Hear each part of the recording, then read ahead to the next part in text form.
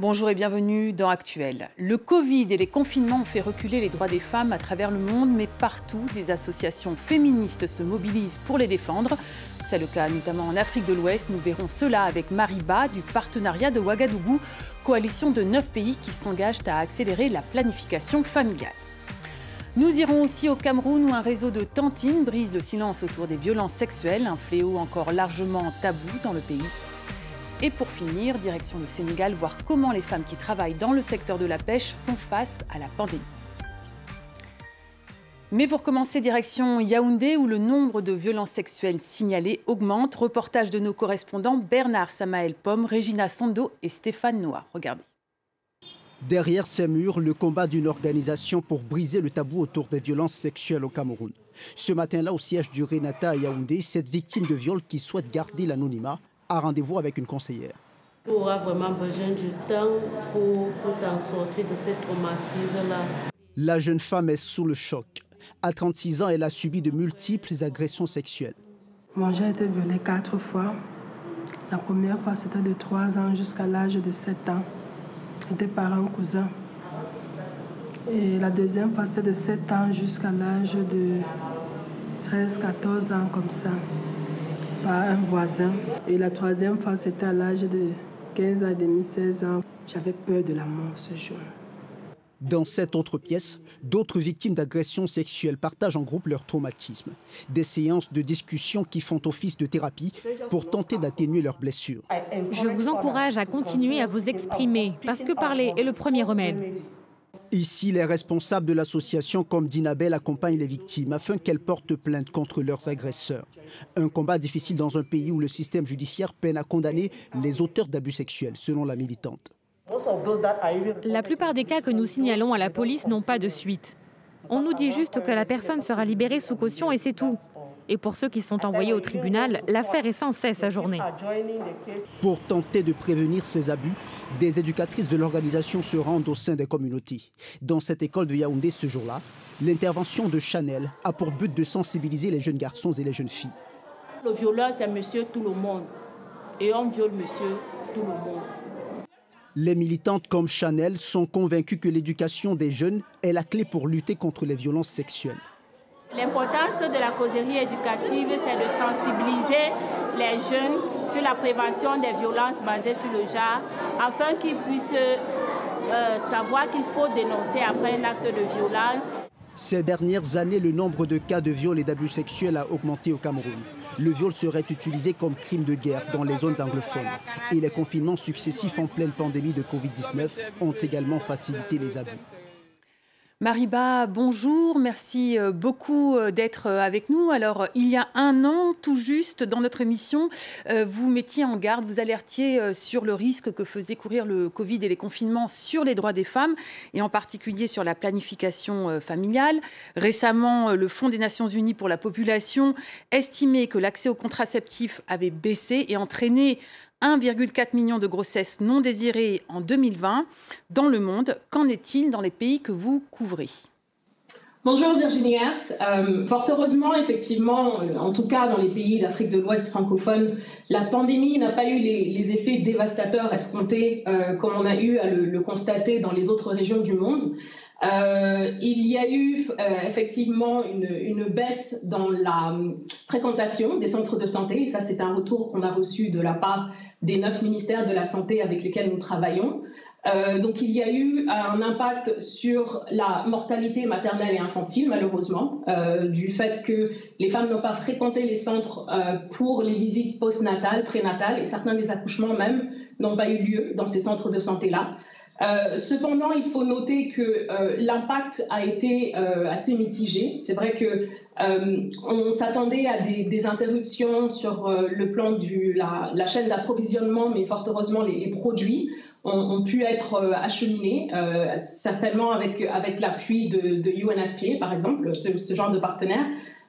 Mais au-delà donc de cette mortalité-là, une étude de l'OMS faite dans une vingtaine de pays a vu justement, on a pu constater que dans 9 au moins de ces pays, entre les mois d'avril et les mois de mai, l'augmentation du taux de mortalité maternelle et infantile. Qu'en est-il en matière de grossesse précoce et de déscolarisation? Parce que dans de nombreuses régions du monde, les filles, avec la pandémie, les confinements successifs, sont allées de moins en moins à l'école. L'UNICEF, en tout cas, en a fait état, ainsi que de nombreuses associations. Qu'en est-il dans votre région? Alors, dans le domaine de l'éducation, de nombreuses filles ne sont pas retournées effectivement à l'école une fois que les classes ont été réouvertes. Soit elles ont décidé par elles-mêmes ou ont été mariées, soit elles ont participé aux tâches ménagères ou ont eu à aider la famille sur le plan économique étant donné la perte de revenus de certains des parents. Alors, nous sommes encore dans des sociétés quelque peu conservatrices. Et il est vrai qu'il y a beaucoup plus de focus sur l'éducation des jeunes garçons et des jeunes hommes qui, en général, sont promis un futur un plus grand potentiel, en tout cas, en termes de soutien de famille, tandis que pour les jeunes filles, on a tendance effectivement à penser qu'elles devraient plutôt se concentrer sur fonder une famille. Une des conséquences terribles de la pandémie, ça a été aussi l'augmentation des violences domestiques dans la plupart des pays du monde. En Afrique de l'Ouest, on l'a vu dans le reportage précédemment, ça reste quand même un sujet qu'on considère d'ordre privé. Est-ce que c'est en train de changer ?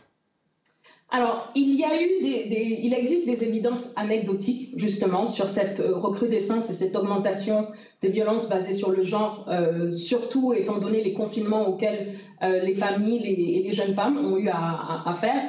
Il y a eu une libération de la parole, quelque peu, il faut l'avouer. Certaines ligues de défense des femmes et associations sont non seulement montées au créneau, mais ont également pu apporter certaines solutions par rapport à ces violences-là. Mais il est vrai qu'il existe encore énormément de tabous sur ce genre de questions. Et très souvent,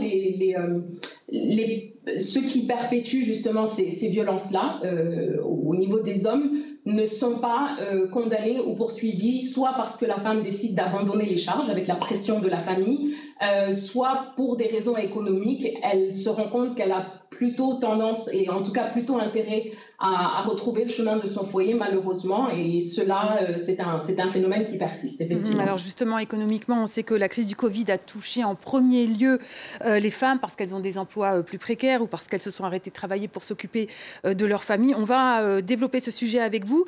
Mais avant ça, on va partir au Sénégal, voir comment les femmes qui travaillent dans le secteur de la pêche font face à la pandémie. Regardez. Dans la petite ville de Bargny, au sud de Dakar, les femmes jouent un rôle primordial dans la transformation du poisson. Elles le sèchent, le fument, le salent et le font fermenter avant qu'il ne soit vendu. Leur secteur économique a énormément souffert du coronavirus.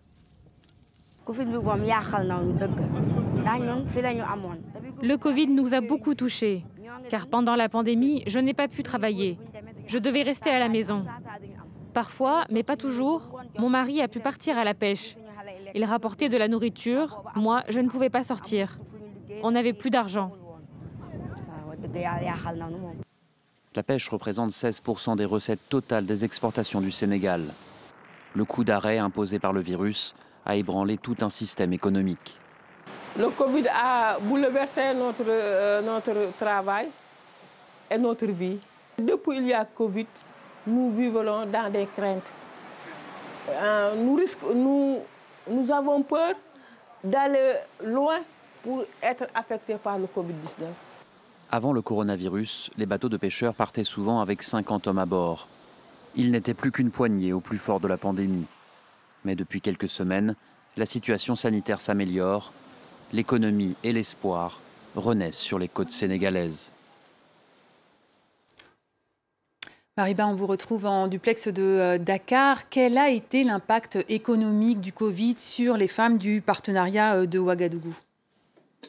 Le fait que les femmes constituent la majorité du secteur informel dans nos pays, notamment dans le secteur agricole ou le secteur de la pêche, les secteurs du tourisme et de l'hôtellerie qui ont été extrêmement affectés par cette pandémie, il y a un manque de couverture sociale, même en temps normal, mais qui a été exacerbé durant la pandémie, qui font effectivement qu'elles ont dû rester à la maison pour s'occuper de la famille, en tout cas perdre leurs revenus, et c'est une perte d'autonomie, une perte d'indépendance pour elles dans les décisions au sein du foyer, mais dans les décisions également au sein de la société, et la contribution qu'elles apportent en termes de développement économique et de nos pays.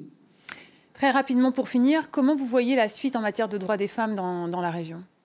Dans l'ensemble, il faut être honnête que la santé reproductive et les droits à la santé de la reproduction sont toujours menacés. Il y a d'autres causes de blocage qu'il ne faut pas oublier, telles que les normes sociales et les inégalités qui font qu'il est qu'être une femme et une jeune fille en Afrique de l'Ouest, mais de par le monde également, présente des désavantages auxquels nos jeunes garçons et nos jeunes hommes ne sont pas confrontés. Et donc, étant donné que maintenant nos pays sont en train de se retourner vers une restructuration de l'économie pour la relance économique, il faudrait effectivement qu'on puisse continuer et intensifier le plaidoyer afin d'essayer d'égaliser justement l'impact de toutes ces politiques qui sont prises sur le plan économique, le plan sociétal, le plan de la santé pour être en faveur des femmes. Marie Bas, je vous remercie beaucoup pour votre éclairage en direct donc, de Dakar sur la situation des femmes et des droits des femmes en Afrique de l'Ouest francophone. Voilà, c'est la fin de cette émission. Merci à toutes et à tous d'avoir été avec nous. On vous retrouve sur les réseaux sociaux. L'info continue sur France 24.